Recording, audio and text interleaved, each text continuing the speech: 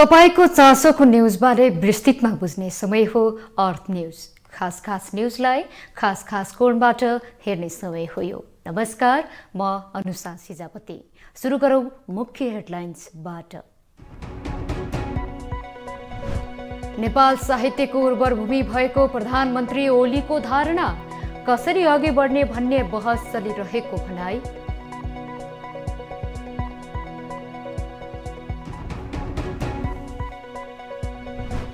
कांग्रेस एमाले बीचको संविधान संशोधन गर्ने सहमति नमान्ने, नेपालका कम्युनिस्ट पार्टीहरू सत्ता भत्ता पैसा र पदलाई नै साम्यवाद ठान्दै।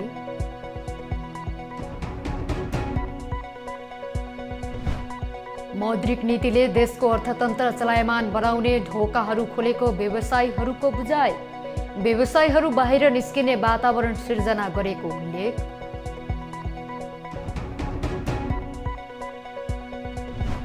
अमेरिकाको राष्ट्रपतिको उम्मेद्वार कमला हैरिसलाई पूर्व राष्ट्रपति ओबामाको समर्थन, ओबामा समर्थनसँगै हैरिसको बाटोको अन्तिम बाधा पनि समाप्त।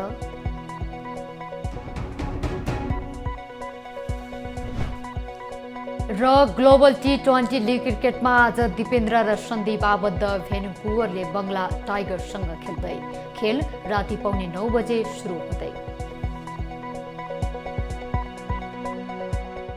प्रधानमन्त्री केपी शर्मा ओलीले नेपाल साहित्यको उर्वर भूमि भएको बताएका छन्। शनिबार नेकपा एमालेको पार्टी केन्द्रीय कार्यालय च्यासलमा आयोजित पुस्तक विमोचन कार्यक्रममा सम्बोधन गर्दै उनले यस्तो बताएका हुन्।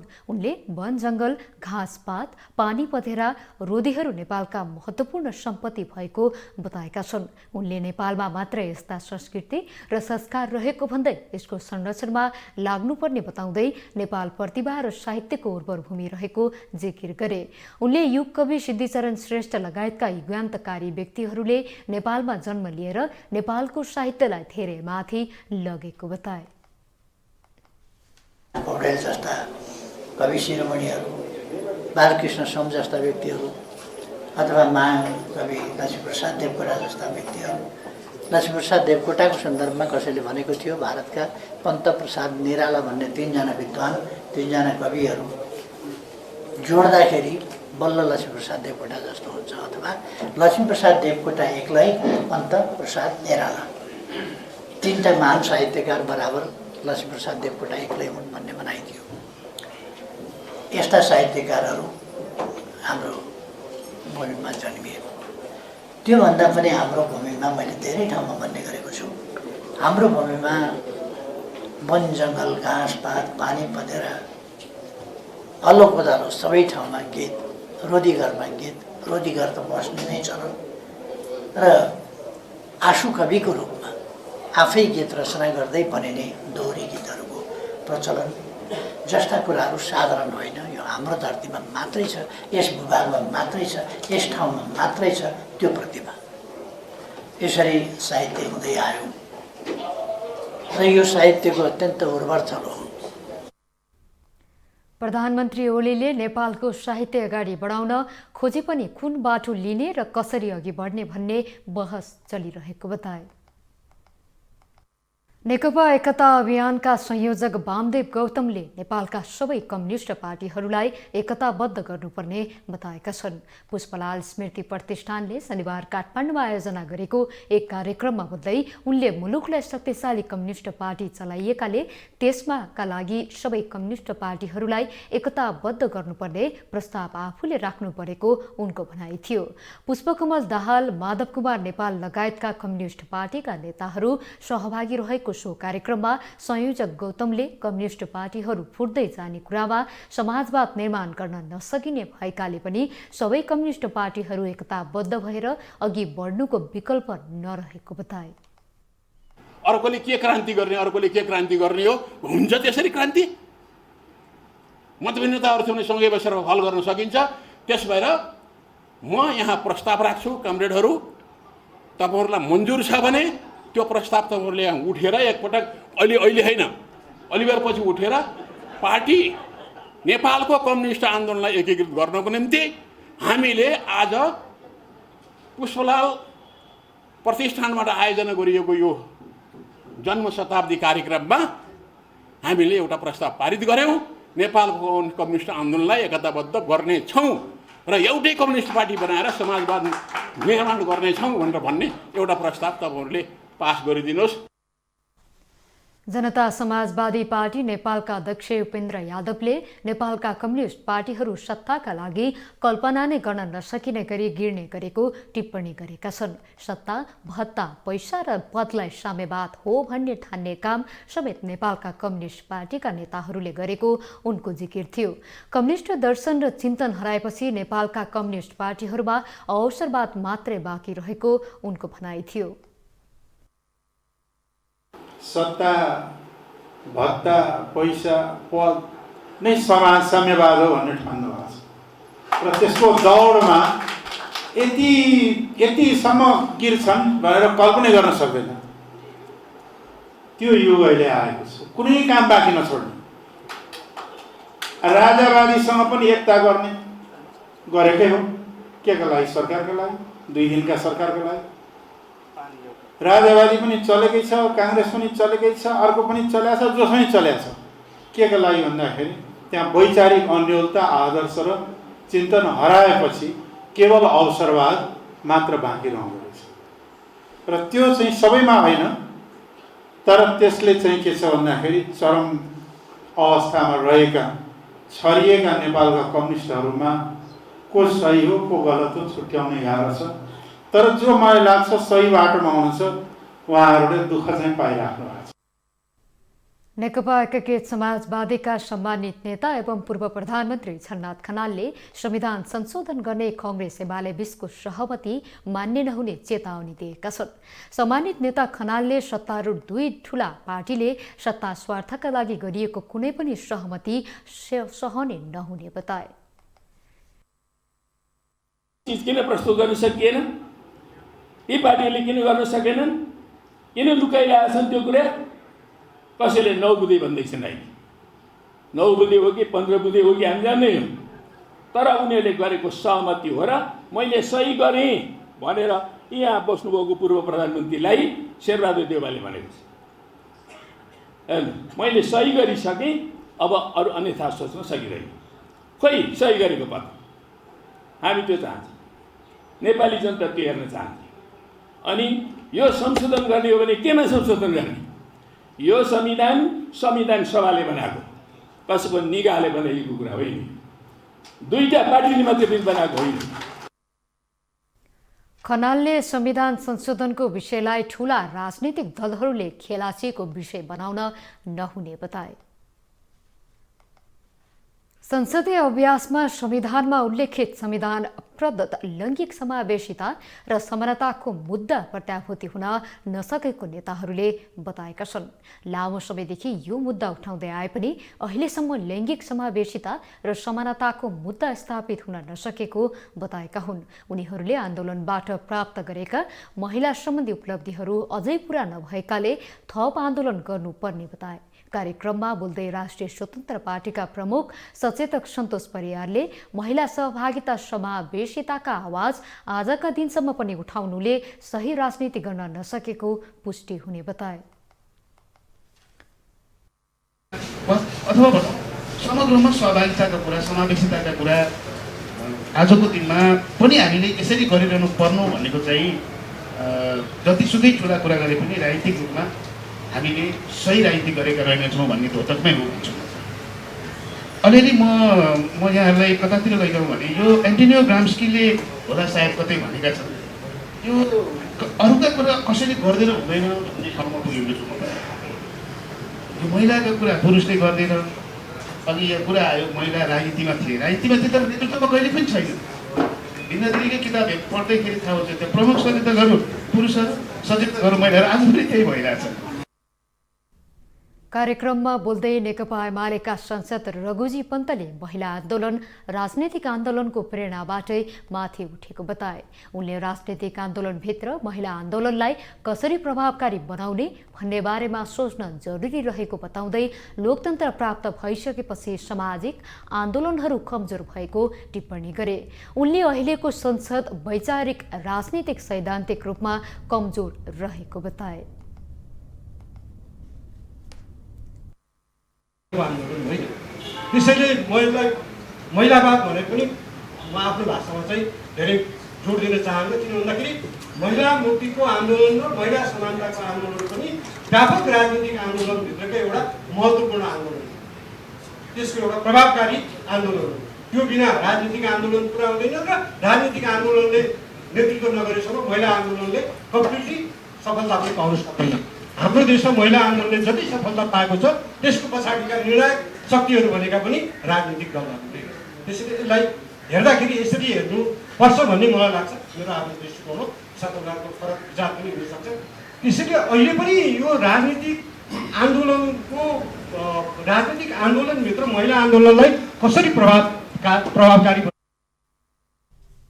त्यसै गरी नेकपा माओवादी केन्द्रकी राष्ट्रिय सभा सदस्य रेणु चन्दले निजामती कर्मचारीमा महिलाको उपस्थिति सकारात्मक रहे पनि राजनीतिक रूपमा अझै कमजोर रहेको बताइन्।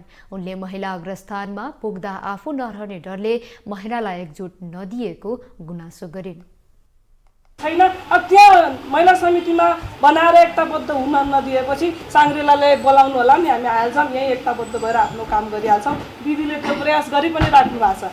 उहाँले इन्फर्मल फोरमहरू बनाएर महिलाको इस्युहरूमा हामीलाई बोलाएर गाइड पनि गरिराख्नु भएको छ, लिड पनि गरिराख्नु भएको छ। यो चाहिँ त्यो महिला समिति बनेर मात्रै हामी आफ्नो काम गर्छौँ भन्ने होइन, हामी आउट अफ द पार्लियामेन्ट पनि त्यो काम गरिरहेका छन्। यो राम्रै भइरहेको छ। जहाँसम्म संविधान संशोधनको कुरा हो, म चाहिँ सचेतकज्यूसँग इत्तफाक राख्छु, अगाडि बढ्ने गरी संशोधन गर्ने हो। 33बाट अगाडि बढौँ, 13% दिनेबाट अगाडि बढौँ, अगाडि बढ्ने गरी संविधानमा संशोधन गरौँ। पछाडि हट्नलाई त हामी हट्न दिन्नौँ। 3 दिनसम्म आफ्नो मृत्यु पत्रमा हामी किन हस्ताक्षर गर्छौँ? हामी गर्दैनौँ नि त, हामी दिन्नौँ। अब अगाडि यत्रो लडाइँ लडेर दुःख कष्ट पाएर ल्याएको संविधानमा व्यवस्था तपाईँले चित्त बुझेन भनेर संशोधन थोरै गर्न दिन्छौँ हामी। कार्यक्रममा बोल्दै उपसभामुख एवं नेपाली कांग्रेस नेत्री पुष्पा भुषालले नेपालमा महिला आन्दोलनले नै महिला ऊर्जालाई स्थापित गरेको जिकिर गरिन्। निर्वाचनकाल लेखिएका घोषणापत्रमा महिला, दलित, जनजाति, आदिवासीका मुद्दा लेख्ने तर निर्वाचनपछि अर्थपूर्ण भूमिका नदिने कुराले समस्या आएको बताइन्। त्यो कमिटमेन्ट भन्दा बाहिर अब कसैलाई पनि जाने छुट छैन। मेरो त्यति मात्रै हो। म एउटा कानुनको विद्यार्थी भएकोले संविधानवादमा विश्वास गर्ने भएको हुनाले संविधानमा लेखिसकेको विषयमा इफ बट हुँदैन। त्यहाँ लैङ्गिक समानताका कुरा, योगमायाले लैङ्गिक समानताकै कुरा गर्नुभएको नि, आर्थिक र सांस्कृतिक विषय त त्यस पनि उठाउनु भएको हो। तर प्राप्ति हुँदै गयो, आन्दोलनबाट प्राप्ति हुँदै गएको हो र त्यसलाई संविधानले संस्थागत गरेको छ। अब त्यो संस्थागत गरेको विषयलाई समाजले मान्ने कि नमान्ने, परिवारले मान्ने कि नमान्ने, पार्टीले मान्ने कि नमान्ने, सरकारले मान्ने कि नमान्ने, तपाईँले क्वेसन गरिराख्नु भएको छ। समानुपातिक सहभागिताका कुराहरू, क्याबिनेटका कुराहरू के सङ्घीय मन्त्री परिषद र प्रदेशको मन्त्री परिषदमा यो संविधानले दिनु हुँदैन भनेको छ कि दिनुपर्छ भनेको छ? त्यसैगरी नेकपा एमाले नेत्री एवं पुस्तकी लेखक बिन्दा पाण्डेले संसदमा महत्त्वपूर्ण मुद्दाहरू उठाउँदा शीर्ष नेताहरू नबोल्ने गरेको प्रति आपत्ति जनाइन्। उनले शीर्ष नेताहरूले पछाडि बस्नेहरू समानुपातिक र समावेशीबाट आउनेहरूले बोल्ने विषय भरेर महिला, आदिवासी, जनजाति यो चाहिँ हाम्रो होइन क्या, यो पछाडिपट्टि बस्नेहरू छन् नि, यी समानुपातिकबाट आउने, समावेशीबाट आउनेहरूले बोल्ने हो। यो यस्ता मुद्दा भनेको चाहिँ हामीले गर्ने होइन भन्ने खालको जुन मानसिकता छ, संसदमा यो मानसिकता हट्न जरुरी छ। र अहिले हिजो मात्र पनि मलाई एकजनाले सोध्दै हुनुहुन्थ्यो, संसदमा चाहिँ खाली कुर्सी हुन्छ किन? मैले त्यहाँ नि भने जहिले पनि चाहिँ होइन, नेताहरूले के गर्छन् भन्ने कुरो पछाडि बस्नेले सिक्ने हो। अगाडिपट्टि बस्ने नेताहरूको हाजिरी तपाईँहरूले हेर्नुहोस् न, फर्स्ट, सेकेन्ड, थर्ड रोमा बस्ने चाहिँ लिडरसिप कति नियमित हिसाबले त्यहाँ बसेको छ। त्यो महत्त्वपूर्ण विषयहरूमा चाहिँ कति चाहिँ नि होइन इन्टरभेन्सन त्यो भइराखेको छ। त्यो भनेको मैले चाहिँ जस्तो प्रस्ताव राख्ने होइन, त्यसमा चाहिँ प्रश्न दर्ता गर्ने लगायतका कुराहरू हेर्ने हो भनेदेखि यसलाई हामीले अब चाहिँ कुन समुदायको होइन, कुन लैङ्गिक होइन पहिचानको, कुन चाहिँ नि होइन त्यो जातीय आधारको भन्ने भन्दा पनि त्यहाँभित्र गइसकेपछि हरेक सांसदहरू समान हिसाबले चाहिँ नि अकाउन्टेबल हुनुपर्छ। नेत्री पाण्डेले संसदभित्र गएपछि प्रत्येक सांसदहरू समान हिसाबमा सहभागी बस्न पाउनुपर्ने बताइन्। स्वास्थ्य तथा जनसङ्ख्या मन्त्री प्रदीप पौडेलले स्वास्थ्य क्षेत्रको सुधारका लागि एकीकृत स्वास्थ्य प्रणाली विकास गर्न जरुरी रहेको बताएका छन्। शनिबार वीर अस्पतालको 135औं वार्षिक उत्सव कार्यक्रमलाई सम्बोधन गर्दै उनले वीर अस्पतालभित्रका सबै इकाइहरूको समन्वयन हुन आवश्यक रहेको बताएका हुन्। उनले व्यवस्थापकीय क्षमता पक्षमा उल्लेख्य सुधार हुन नसकेको जिकिर गर्दै राम्रोसँग सुधार र समन्वयन गर्न सके भइरहेको जनशक्तिबाट नै राम्रो परिणाम दिन सकिने बताए। उनले वीर अस्पतालले प्रभावकारी सेवा प्रवाह गर्न नसकेको गुनासो आइरहेकोले भन्दै इमर्जेन्सी सेवा अपरेसनका लागि वर्ष दिन कुर्नुपर्ने बाध्यताको अन्त्य गर्न जरुरी रहेको बताउँदै सेवाग्राहीहरूले सेवा लिँदा सन्तुष्टि प्राप्त नगरेको जनगुनासोको आएको भन्दै त्यसमा पनि विशेष ध्यान दिन निर्देशन दिए। बाहिर आउने गर्छन्, ती कुराहरूलाई हामीले त्यही ढङ्गबाट सम्बोधन गर्न सक्नुपर्छ। वीर हस्पिटलको सबै व्यवहार कारोबार पारदर्शी हुने व्यवस्था गरौँ। नीतिले नै पारदर्शी बनाउने गरी त्यस्तो नीति तय गरौँ जसले गर्दा इमानदारीपूर्वक काम गरिरहेका व्यक्तिहरूले समाजमा एकदमै धेरै गर्व गर्ने स्थिति निर्माण हुन सक्छ। त्यसकारण म आग्रह गर्न चाहन्छु कि हामीले सबभन्दा पहिलो सेवा इमर्जेन्सीबाट प्रारम्भ हुन्छ। कार्यक्रममा बोल्दै चिकित्सा विज्ञान राष्ट्रिय प्रतिष्ठान न्याम्सका उपकुलपति डाक्टर भूपेन्द्र बस्नेतले वीर अस्पतालको विशिष्ट र अति विशिष्ट सेवाहरूमा धेरै केन्द्रित गरिरहेको बताए। उनले वीर अस्पताल अति नै विशिष्टकृत अस्पताल बनाउने गरी काम गरिरहेको बताए। त्यसलाई हामी चाँडै नै पुरा गर्छौँ, किनभने केही समय पहिले गत वर्ष खास गरी हामीलाई नर्सिङ जनशक्तिको र बजेट अभावको कारणले केही कामहरू गर्न सकिएन। त्यसमा हामीले केही नेगेटिभ कमेन्टहरू पायौँ। तर यो वर्ष हामीलाई स्वास्थ्य तथा जनसङ्ख्या मन्त्रालयबाट एकदमै सहयोग प्राप्त भएको छ। हामीले 100 जना नर्स भर्खरै मेरिट बेसिसमा हामीले 3200 जनाबाट इक्जाम लिएर 100 जना मेरिटमा लियौँ। त्यसलाई हामीले लिइसकेका छौँ र केही सेवाहरू थप भइसकेको छ। उनले इमर्जेन्सी सेवालाई 100 शय्यामा विस्तार गर्न लागेको र टेन्डर प्रक्रियामा जान लागेको बताए। संस्कृति पर्यटन तथा नागरिक उड्डयन मन्त्री बद्री प्रसाद पाण्डेले भ्रष्टाचार न्यूनीकरण र सुशासनको प्रत्याभूति गराउनेतर्फ सरकार अग्रसर रहेको बताएका छन्। शनिबार काठमाडौँमा आयोजित नेपाल प्रज्ञा प्रतिष्ठान, नेपाल ललित कला प्रज्ञा प्रतिष्ठान र नेपाल सङ्गीत तथा नाट्य प्रज्ञा प्रतिष्ठानको सहकार्यमा आयोजित प्राङ्गिक सम्मेलनमा बोल्दै उनले सरकारले ढुकुटी बलियो हुने आधारमा मात्र पुँजीगत खर्च र योजना बनाउने गरिएको भन्दै अर्थतन्त्रलाई गर्नका लागि भ्रष्टाचार न्यूनीकरण र सुशासनको प्रत्याभूति गराउनुपर्ने आवश्यकता उल्याए। उनले प्राङ्गिक सभाले गणतन्त्र र लोकतन्त्रको चर्चा गर्न राजनीतिक व्यक्तिलाई दिन आग्रह गर्दै प्राङ्गिक कुरामा ध्यान दिन निर्देशन दिँदै गणतन्त्र र लोकतन्त्रको चर्चाको सीमाबाट धेरै माथि उठेर साहित्य, दर्शन, सामाजिक शास्त्र, संस्कृति, सङ्गीत, नाट्य विधाको चर्चा गर्न आग्रह गरे। कार्यक्रम त दिएका छौँ, तर त्यो ऋणात्मक हिसाबले भोलि उठिहाल्ला, झुटिहाल्ला, ढुकुटी बलियो भइहाल्ला भन्ने आधारमा चाहिँ हामीले निर्माण गरेको अवस्था छ। मूल कुरा चाहिँ हामीले यही अर्थतन्त्र बलियो बनाउने गरी, अर्थतन्त्रलाई सुदृढ गर्ने गरी काम अगाडि बढाउनु पर्नेछ। त्यसका लागि सरकारले, राजनीतिक नेतृत्वले लिनुपर्ने बाटो भनेकै भ्रष्टाचारको न्यूनीकरण गर्ने र सुशासनको प्रत्याभूति गर्ने काम सरकारले दृढतापूर्वक गर्नुपर्नेछ।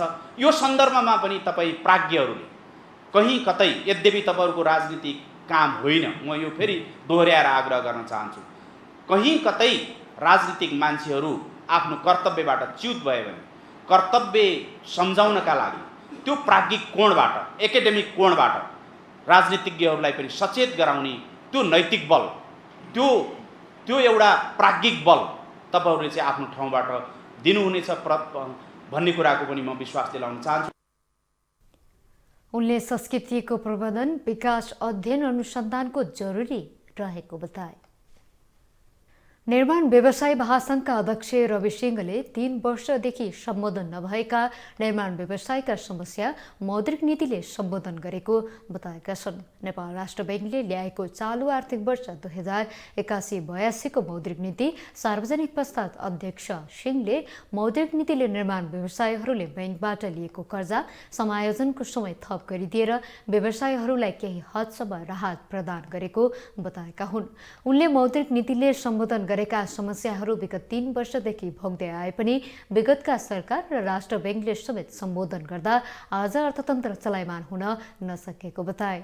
उनले मुलुकको अर्थतन्त्र सकुञ्चन, राजस्व सङ्कलनको लक्ष्य प्राप्त नहुने लगायतका समस्याका विषयमा राष्ट्र ब्याङ्क र सरकार संवेदनशील देखिएको बताएका छन्। निर्माण क्षेत्रमा भएको संवेदनशीलता र निर्माण क्षेत्रमा भएको अप्ठ्यारोहरूलाई चाहिँ यो वर्ष ढिलो गरिकन 3 वर्ष अगाडिदेखि नै हामीले तत्कालीन सम्मान्य प्रधानमन्त्रीज्यूलाई, अर्थमन्त्रीज्यूलाई, विकास मन्त्रालयका मन्त्रीज्यू र वर्तमान राष्ट्र ब्याङ्कका गभर्नरज्यूलाई पनि यो निर्माण क्षेत्र कोभिडपछि एकदमै थल्लिएको छ र निर्माण क्षेत्रलाई चलायमान नगरिकन मुलुकको अर्थतन्त्र चलायमान हुँदैन र हामीले तत्कालीन अवस्थामा सरकारलाई र राष्ट्र ब्याङ्कलाई के अनुरोध गरेका थियौँ भन्दाखेरि हामीसँग पुँजीको अभाव छ। 2 वर्षसम्म थलिएको निर्माण कोभिडबाट थलिएको निर्माण उद्योगलाई चलायमान गर्नको लागि हामीले अनुदान होइन सहुलियत ब्याज दरमा चाहिँ ऋणको व्यवस्थापन गर्नु पर्यो भनेर हामीले भनेका थियौँ। सरकारले तत्कालीन अवस्थामा निर्माण क्षेत्रमा परेको समस्याहरूलाई सँग संवेदनशील भएन, राष्ट्र ब्याङ्क पनि संवेदनशील भएन। त्यसको असर के भयो भन्दाखेरि अर्थतन्त्र चलायमान हुन सकेन र मुलुकले लिएको लक्ष्य, राजस्व प्राप्तिको लक्ष्य प्राप्त गर्न सकेन। मुलुकमा डिमान्ड क्रिएट भएन। अहिले राष्ट्र ब्याङ्क संवेदनशील भएको छ, सरकार संवेदनशील भएको छ र त्यो समस्यालाई सम्बोधन गर्नको लागि यो मौद्रिक नीतिमा निर्माण क्षेत्रमा भएको समस्याहरूलाई सम्बोधन भएको हामीले महसुस गरेका छौँ। उनले मौद्रिक नीतिसँगै कार्यविधि बन्द निर्माण क्षेत्रमा भएको पुँजी अभावलाई सम्बोधन गर्ने आवश्यकता रहेको बताए। काठमाडौँको न्यू रोड क्षेत्रमा काठमाडौँ महानगरपालिकाले सडक भत्काएर फुटपाथ विस्तार गरेसँगै अव्यवस्थित पार्किङको समस्या बढ्न थालेको छ। फुटपाथ विस्तार हुँदा मुख्य सडकको पार्किङ हटेसँगै न्यू रोडका गल्लीहरूमा अव्यवस्थित पार्किङ हुन गरेको प्रशस्त देख्न सकिन्छ। फुटपाथ विस्तारका क्रममा काठमाडौँ महानगरपालिकाको मूल सडक छेउमा गर्दै आएका पार्किङ हटाएसँगै त्यसको चाप गल्लीहरूमा परेको छ, जसकारण आम नागरिकले आवजात र हिडुल गर्दा समस्या भोगिरहेका छन्। अव्यवस्थित पार्किङका कारण न्यू रोड क्षेत्र र आसपासका सांस्कृतिक धरोहर एवं सम्पदाहरू मासिने खतरामा छन्। सांस्कृतिक धरोहरहरूको सौन्दर्यता नै खोसिएको देख्न सकिन्छ। पार्किङ गरिएका सवारी साधनले सांस्कृतिक सम्पदाहरूको सौन्दर्यता खोसेको छ नै साथमा भौतिक संरचनामा असर पनि गरिरहेको छ। काठमाडौँको पुरानो समस्या व्यवस्थित पार्किङको विकल्प नखोज्ने हो भने महानगरभित्रका सांस्कृतिक धरोहर स्थलहरू मासिने निश्चित छ। त्यसैले वैकल्पिक स्थल खोजेर पार्किङको व्यवस्था गर्न आवश्यक भइसकेको छ।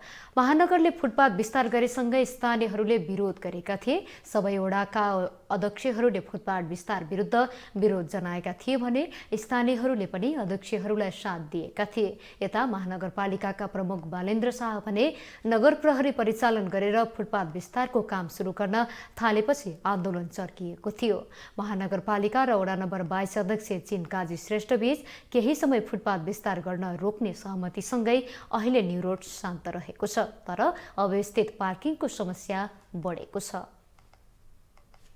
नेपाल जग्गा तथा आवास विकास महासंघले जग्गा तथा आवास विकास कार्यक्रम सञ्चालनका लागि कानुन बनाई चाँडो कार्यान्वयनमा ल्याउन माग गरेको छ। शनिबार उपप्रधानमन्त्री एवं शहरी विकास मन्त्री प्रकाशमान सिंहलाई भेटेर महासंघले निजी क्षेत्रसँगको सहकार्यमा जग्गा तथा आवास विकास कार्यक्रम सञ्चालन गर्ने कुरा नीति तथा कार्यक्रममा पास भइसकेकाले कानुन बनाएर चाँडो कार्यान्वयनमा ल्याउन आग्रह गरेको हो। भेटबारे जानकारी दिँदै महासंघका अध्यक्ष भेषराज पुष्पराज लोहानीले सहरी ऐन छिटोभन्दा छिटो पास गर्न माग गरेको बताए। उनले काठमाडौँ उपत्यका विकास प्राधिकरण ल्यान्ड पुलिङको काम गिरिरहेको उल्लेख गर्दै त्यसमा निजी क्षेत्रलाई समेत सहभागी गराउन आग्रह गरेको जानकारी दिएका छन्।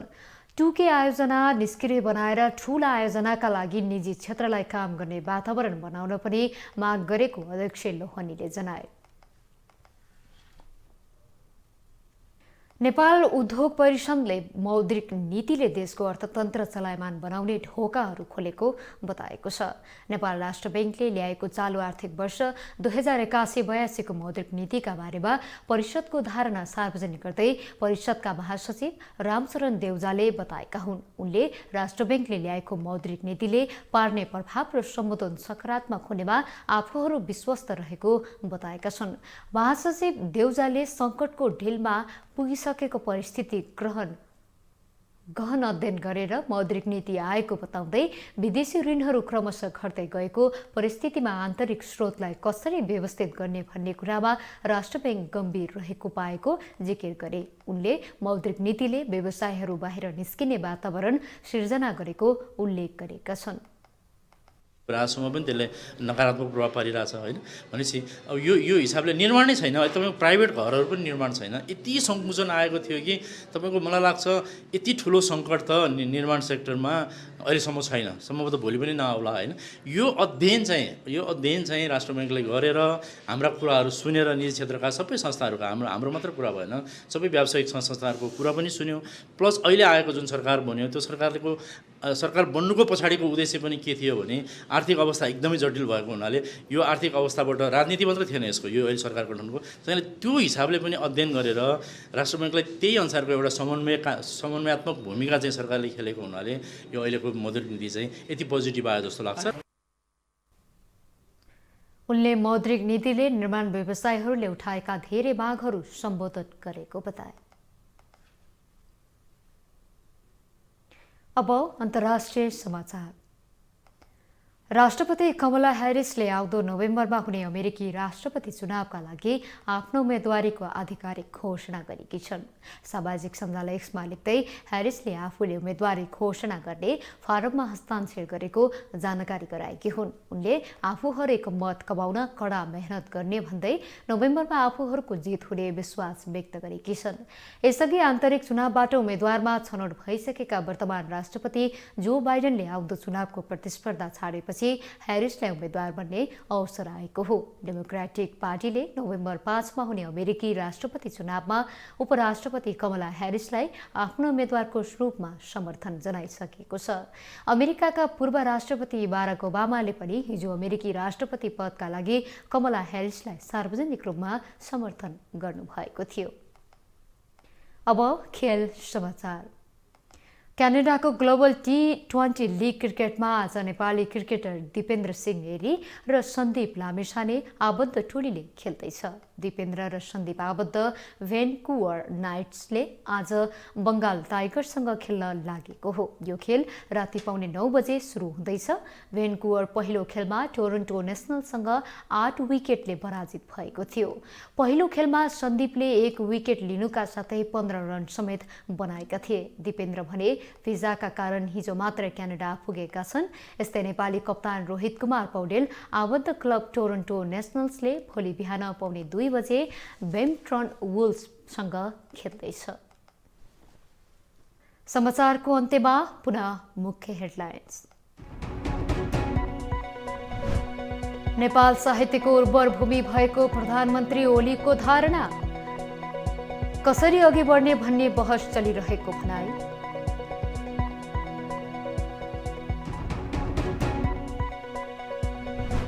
कांग्रेस एमाले बीचको संविधान संशोधन गर्ने सहमति नमान्ने, नेपालका कम्युनिस्ट पार्टी सत्ता भत्ता पैसा र पद बलाई नै साम्यवाद ठान्दै।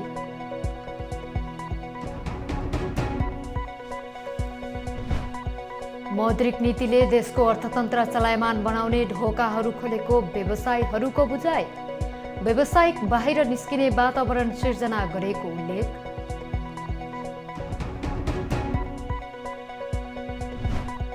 अमेरिकाको राष्ट्रपतिको उम्मेदवार कमला ह्यारिसलाई पूर्व राष्ट्रपति ओबामाको समर्थन, ओबामा समर्थनसँगै ह्यारिसको बाटोको अन्तिम बाधा पनि समाप्त।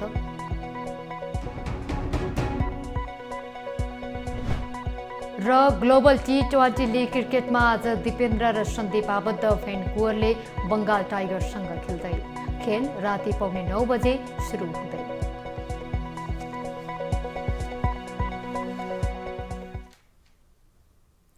देश विदेशका यस्तै विभिन्न विषयवस्तुसँग हामी तपाईलाई न्युजमा जोडिरहनेछौँ। अर्थ न्युज हेर्दै गर्नुहोला। नमस्कार।